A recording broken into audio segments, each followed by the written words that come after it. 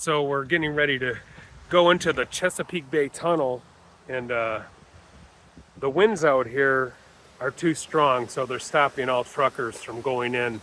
So we're just waiting it out in the mothership. So rather than stop and pull over for the before we got to the tunnel at Cape Charles, we decided to go